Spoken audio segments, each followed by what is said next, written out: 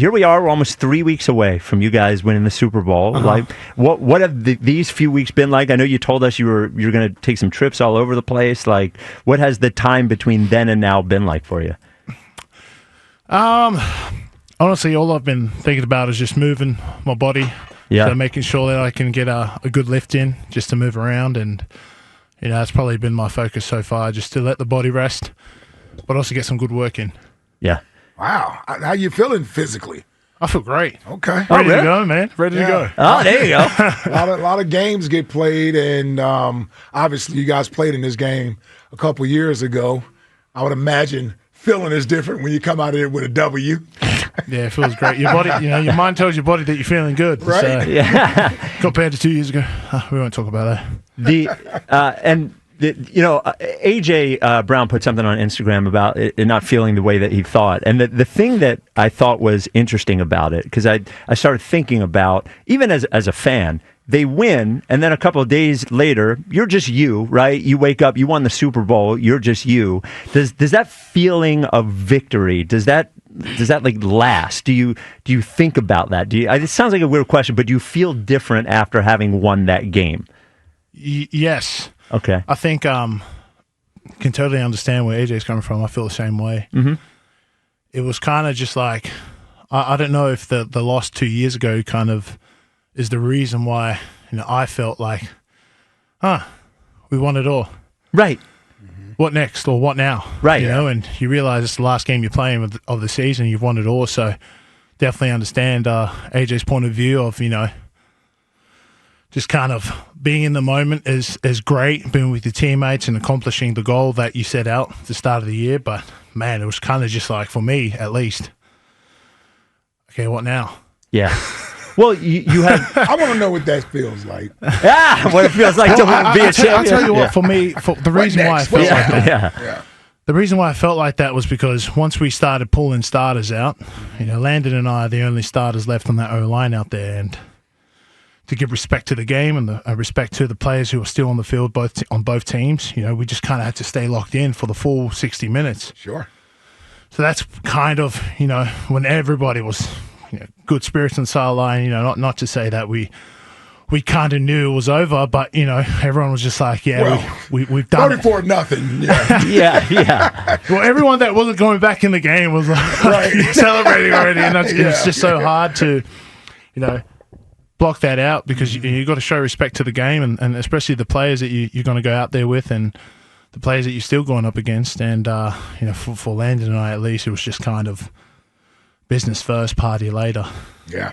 Well, and there is this sort of thing where a lot of the thrill in it is the climb to get there. And through a football season, every week there's a new mountain, and then as soon as you climb that mountain, there's another one. And then all of a sudden, at least for the next, little while, month or whatever, there is not a mountain, right? Yeah. So I do understand that that idea of the thrill is almost to a certain extent getting to it, and then afterwards there isn't that immediate mountain for you to think about what you're climbing up next. Yeah, and it's not to take away from, again, like the biggest game of your life. It's right. not to take away from that and winning it all. Yep. Like, trust me, I was happy as hell. I was happy as hell that we won, but at the same time, it was kind of just like, okay, what now? And I had to put myself in there, just be where your feet are at, because that's what you were telling yourself the whole week. So once I did that and,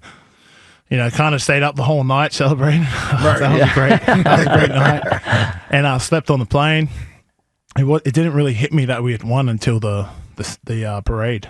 Yeah, I was going to ask you, man, how about the parade? Now, I didn't even realize till I saw our promo about you coming on that you went shirtless at some point during the parade. It was pretty cold, bro. No, I just went on for like 2 seconds. Okay. there was a fan in the crowd that had his shirt off, and he was like flexing at the listen, it's a pretty good picture bus. of you, man. It's all right. Bad angle. How about that? So during the parade, now I see everybody's having a great time, and Howie called a damn beer with his forehead, right? Yep. I bleed for this city. I bleed for this city. Yeah. So I would ask you, did you have any sort of weird encounters or exchanges during the parade out there? Did anything strange happen with you? Nolan Smith stole a baby. Weird, did you steal a baby? Nothing weird. That was just great vibes that day, man. Yeah. And Saquon was picking up everybody and bringing them into the parade. The city just was a whole vibe that day, and nothing weird at all, man. It was just living in the moment, and dodging beer cans was kind of what I was doing. That was crazy. Every time you stepped, off the edge of the bus, and you kind of just flashed your hand like you're catching a ball. You just flash it for those listeners, trying to give you a visual description. Yeah, flash your hand. It was like open season. Then it was just everyone was launching a beer can. As soon as you give a signal shot to somebody that you can throw it here, and then everybody wants to throw their beer to you. It was nuts. That was nuts. Awesome. We're doing the show today. We have a topic of favorite moment, looking back the entire season. On the entire season.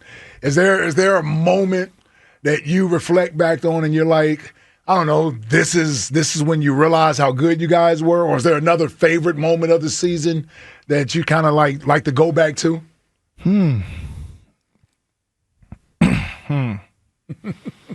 You laughing like a psychopath as Saquon ran? Yeah, you're mic'd up to pretty good. Well, that's pretty much it. Like, I'm just laughing the whole time I'm mic'd up. It's not really any other conversations going on. But one moment would probably be two. I have two. Okay. I have two, and I'll say number one is the against the Saints game, and Saquon hitting it front side and taking it to the house. That was a pretty special moment in itself. Just being down. Tough game. It was a tough physical game against a great team, and that was probably one of my that relit the fire right there, and it was kind of just like, this guy's special. And then the second one was probably the first week of practice when we came back from that bye week. Just the detail had changed from the way they were coaching it in the meeting rooms to even on the field. So that's when I kind of knew we've come to play, and no messing about. That bye week will go down as the most famous bye week in Philadelphia sports history. All that's been written and all that's been said, and even more keeps coming out about it. And you were a part of it. Yeah. You had been very vocal about that bye week and going into coach and suggesting put it on our shoulders. Like that really is a pivotal moment in the season. And we've talked about the bye week an awful lot, and we're not even on the team, but we realized a lot came out of that bye week. And I think I mentioned it to you a couple weeks ago. You guys lost one game the rest of the season after that bye week, and that was the game that Jalen got injured in early, and you still almost won that game. So you almost ran the table after the bye week. Damn. Damn. Okay. You put it like that. Yeah. So you guys won like 16 out of 17 games after that bye week. I just focus on the one game. Just one game at a time, boys. You guys can focus on that. Stuff. Well, we have fun focusing on it. Yeah, we focus on it 4 hours a day. Sure. Eagles left tackle Jordan Mailata with us. Before we get to the next thing, just you mentioned the parade. The thing that we were out there, and we actually had to run back through a bunch of people to get here because we had a problem where we were. But the cool thing is seeing everyone. Just the proof of community that the Eagles sort of are the center of in the town. And you see everybody in Philadelphia, young, old, man, woman, all different races, all together. That love, like that outpouring of love, is neat coming from Philadelphia, given what we are painted as sometimes. And it must have been really special for you to look at the mass of people and all just sort of, and just a lot of joy all at once. We don't see a ton of that. Yeah, I mean, that day will go down as maybe my favorite day in Philadelphia history. Just, seeing everyone on the roofs. Yep. Seeing everyone on the garbage trucks just hanging about, just like one limb grabbing onto something, just hanging on, seeing us go by. That was you can't explain it. Yeah, you just can't explain it to people who, from the outside looking in. It's just the love and support that you feel, and it was kind of like our day to just let our hair down, Yeah. And we sure let our hair down. Yeah, There's some great you clips sure up did. there, Yeah. up there on the internet. Yeah. Dude, it's so funny, so funny. So the NFL, you guys win the Super Bowl. NFL doesn't stop, right? So the NFL draft combine is going on right now, and one of the biggest stories at the draft combine was Tush Push, right? So there's coaches, Raheem Morris and Sean McDermott saying that they think it's an injury risk and blah blah. And your coach, I think, Nick Sirianni, gave one of his most sort of pointed, succinct, passionate answers during his press conference about how insulted he is, I guess, at the thought that it's almost like a cheat code and that anyone could do it. When you hear other teams talking about wanting to get rid of that play, what is your reaction to that? I mean, if I was getting my backside whooped too, I'd want it changed too. So, I understand both sides of the coin. However, I've heard a lot of talk that it's being compared to like a rugby play or a scrum. And we know you don't like that. Well, usually, in a scrum, there's two sides and both sides meet in the middle. Right. And the tush push. Ain't nobody meeting us in the middle. It's kind of just like, yep. I don't know, man. I think I can also kind of see the player welfare and safety stuff, but at the same time, I'm just like, come on, man, just stop it. Well, by the way, Troy Vincent came out, I believe it was yesterday. Yes. And said that I'm assuming they went through every play that you guys ran the Tush Push this year. Yeah. Or that anyone ran the Tush Push this year. Anybody ran it. Buffalo exactly. ran Buffalo as well. There were no injuries on the play. Well, there you have it, folks. The debate is settled. That did Hell, kind they of talking settle about it. playing health and safety. What? Yeah, exactly. I think that kind of let us know that it's not going anywhere. I mean, whatever happens, happens. But it just baffles me. It just baffles me. Like, just find a way to stop the play. Now, there have been teams to stop us. Yep. Sure. So just study that film. Yeah, But that Jacksonville game, I think there were a few times where that was the one game that I think it was the Jacksonville game. Jacksonville. Yeah, where it did get stopped a few times. And I give credit, Todd Bowles. They asked Todd Bowles about it, and he was like, "Well, maybe we should figure out how to stop the play instead of whining that we should ban it." So I had some respect for another coach saying that. Telling you, the major props in them too. I mean, listen, the film's out there. Just watch it. I listen. I know one thing, and it takes skill. That's what's insulting. Yeah, well, that's what Nick said. It takes skill. Yeah. So I get Nick's point. I got his back. Yeah. I agree with him. Well, see, you're not going to give us the special sauce in it. When you say it, okay, so let's say no, it doesn't take skill. I'll say no, it doesn't. You've got a big offensive line, and Jalen just gets pushed from behind. What is can you, without giving away a secret, is there something about it that you can explain where the skill lies in it? Nah, give it away. Yeah, all right. Okay. Yeah, gives it away. Yep, for sure. But just watch tape. Right. Yeah. Just watch tape. Yep. And I watched the tape. The way I wouldn't try to stop it is the way Chris Jones tried to stop it. Oh, my God. Yeah. That's the only time I saw somebody get hurt. When I got down on all fours. Oh, well. Sideways. Sideways, balls. yeah. When I got down in the tush push stance, that's better. Yeah. Yeah, it was kind of just like, I remember just like looking down, and I look back up, and I see someone's back. And I was like, is that Chris Jones? And it does say 95. I'm like, what's he doing?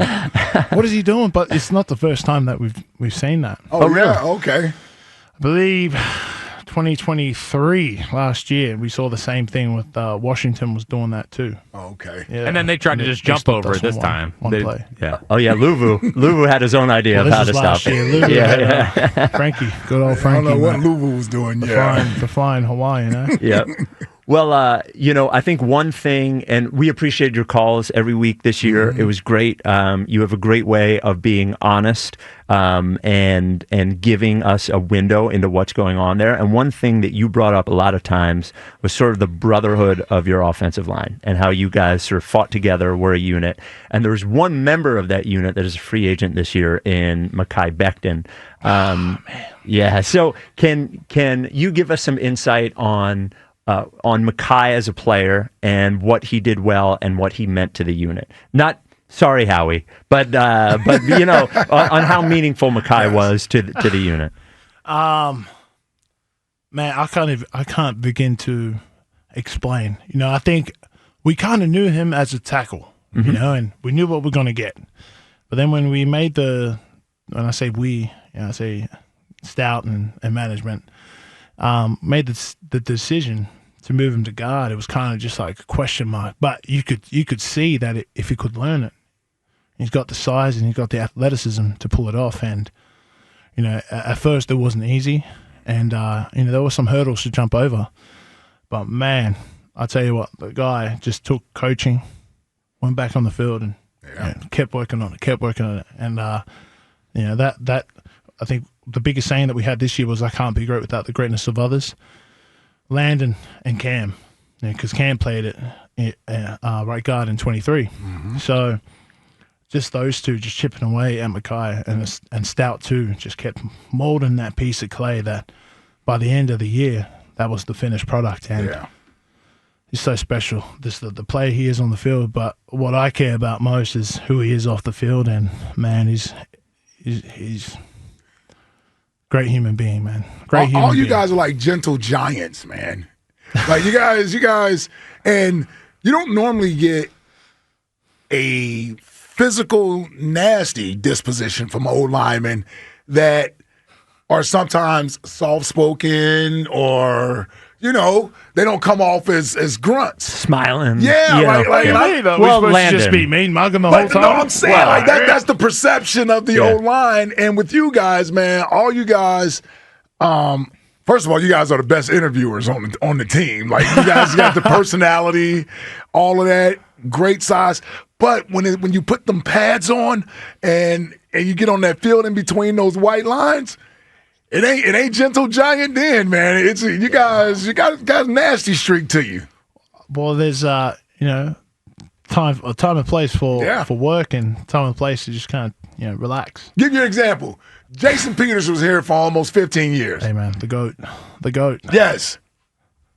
It don't seem like the light switch went off and on with him. I think it stayed on all the time. Like even when he was off the field, it seemed to be on with Jason Peters and a couple other guys like that. But I say it in all joking. And with Mekhi, even with Mekhi, he seems to have that same sort of personality that's in that room. Like with all you guys. All you guys just seem like you get along great. Is it fun going? I mean, I think that's the great part of our culture, and just that O-line room is bringing, you know, the guy behind you with you. Mm-hmm. So, you know, you're walking side by side. That's just been always the culture in that room. And, you know, when Mekhi came, it wasn't like, hey, man, you know, you're coming to take my spot kind of thing. You know, it's just like, you know, if you work hard, you get an opportunity. And he got that opportunity by being consistent during OTAs. Yeah. And, dude, telling you, it was easy to get along, and it was easy to bring him along because he's such a great human being.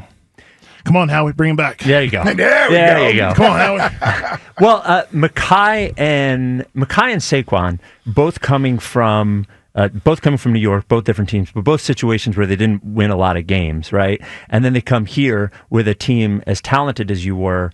Do you think it was helpful at all to have players in that locker room who have not experienced winning like you guys have, you know, who had maybe a sort of different perspective on being on a team as good as this? I mean, I don't think it's important. Right. You know, I don't think it's important. I think what's more important is the value they bring to the team. Right, you know? as players. It's not about, again, it's not about the experiences. You don't look at someone like, oh, like, you know, we didn't look at Saquon like, hey, man, you're losing a whole lot. No, that's not how you look at him. You look at him as, yeah, how can he bring value to your organization? So I don't know how to answer that one, just because, like, no offense, it's kind of a weird question. No, yeah, it's kind of a weird question because I don't think that you need that as motivation, or you need those kind of guys to be like, you know, this is our mindset. When the culture's already set, it's set. Sure. Yeah. You know, and it's almost like, hey, bring you along. This is how it is here. And, you know, if they pick it up, they pick it up. If they don't want to pick it up. Sure. Right. You know? Sure. So, yep. I mean, it is great to share those experiences, especially when we're kicking it back in the locker room. Mm-hmm.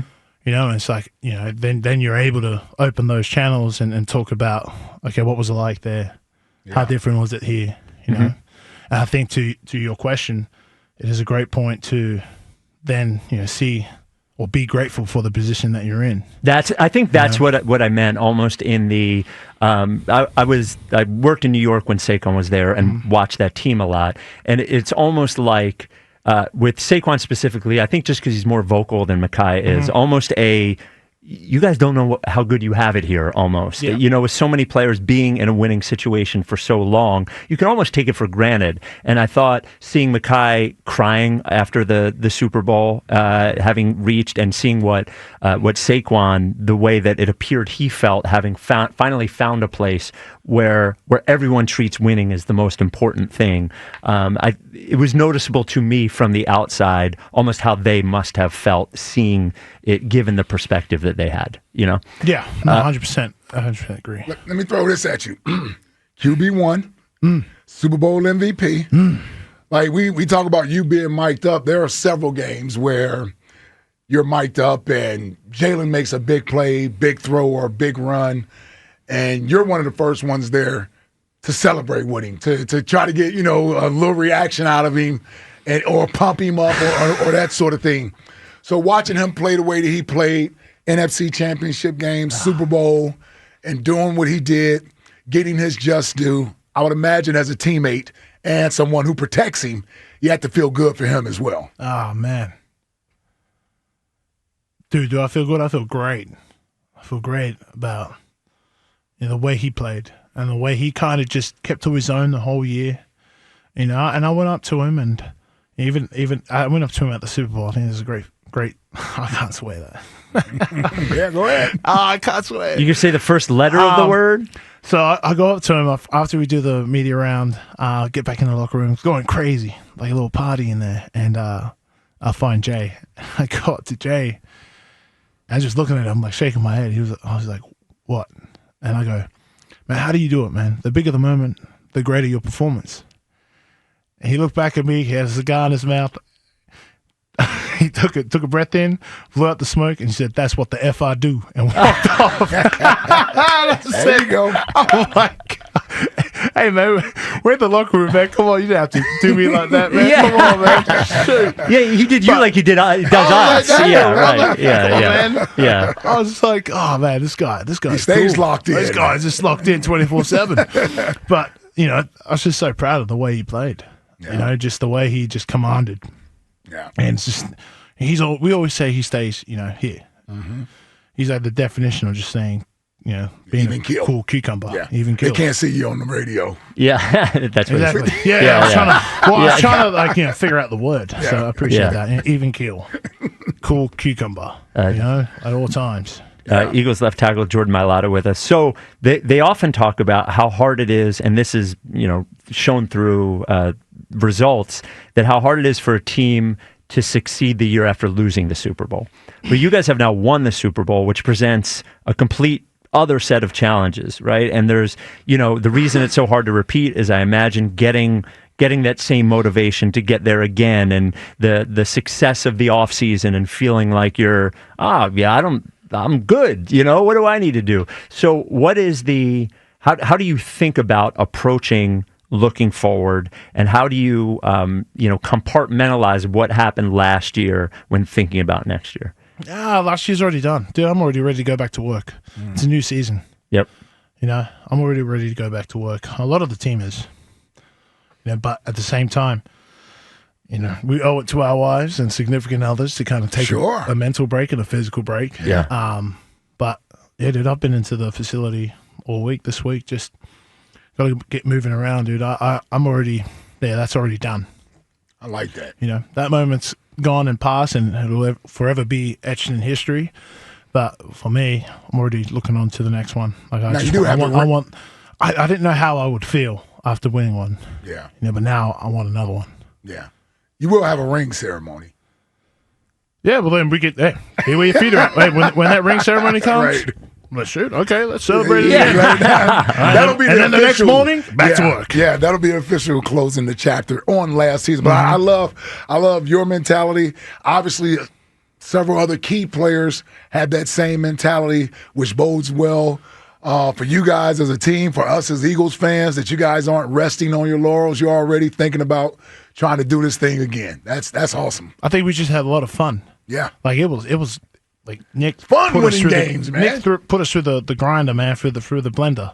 Mm-hmm. And I think we just had fun last year, even just like being miserable together during these long hours, long days, long schedules, and I think it's just that culmination at the end when you win it all, just that sense of you know what, accomplishment. Yeah, that's good enough for me. What now? Yes, sir. So 2 quick ones about debates we had this week. We just need you to help settle. First is the push part of the Tush Push. How much does that matter? It matters. Okay, thank you. You want like a percentage? Or? No, that's all we needed. That's all we needed. That's all we needed. That's all we needed. Thank you very much. And having done it before, apropos of nothing, what is it like going against Myles Garrett? Shoot. You ever thought about fighting a tiger or a lion? That's what it's like. Okay, all right. That puts it in perspective. Yeah. So it just depends on what kind of rush style he's doing. Okay. If he's going down the middle, it's a tiger. He's going around the edge, it's a cheetah. And if he's doing a move, it's a whatever tiger, lion, cheetah, bloody Black Panther, All right. Jaguar. All right. I'm sorry, you guys say Jaguar. Jaguar. Yeah, we say Jaguar. Jaguar. How do you say it? Jaguar. Jaguar. Like it's spelled. Yeah. I mean, you say it like it's spelled. Let's not get into spelling of American words. I say American words because they're American. Yeah. For instance, aluminium. You guys say aluminum. Anyway, I don't want to get started. I could sit here all day talking about words. I'm sure you've heard sense. nuclear before. Have you heard that? Nuclear? For nuclear? Americans say nuclear. Stop. They do. They do. We mess up a lot of words. Stop right now. We do. Stop all this nonsense. Come on. Come on. Well, when you came in here, I mentioned that you and your wife being honored by the Philadelphia Children's Alliance on May 1st for the Bear Affair. It's their 25th. How did you get aligned with that organization, and how did your wife start working with them? It started through the Eagles. Okay. Did a couple events my rookie year, and a couple of years after that, just being a part of that, just going to visit them here and there, and I kind of guess,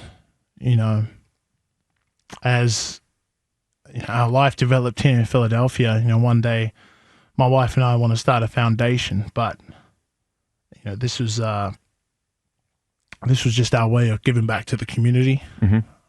And I think it's such an important cause for Philadelphia in general to get behind.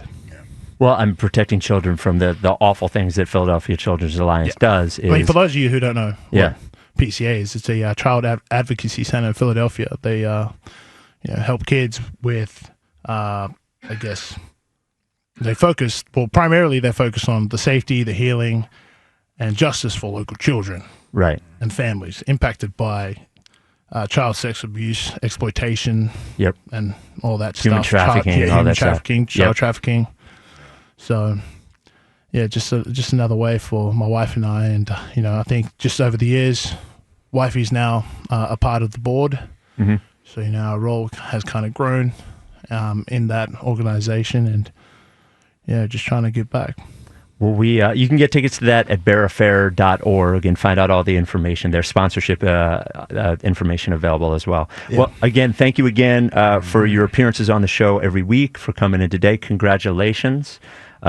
But we called today Turn the Page Thursday, as we're putting the Super Bowl behind us for now. You guys have already turned the page. Yeah. So we're looking for 2, man. Jeez, what are you guys going to talk about? Yeah. I'll tell you what, you can talk about the Bear Affair. Yeah. You can just run reruns of this. Yes, so for sure. It's the PCA's annual fundraiser called the Bear Affair. There you go. All right, and we'll shoot that address out there again. Yeah, May 1st, guys. May 1st. Get your tickets at bearaffair.org. There you go.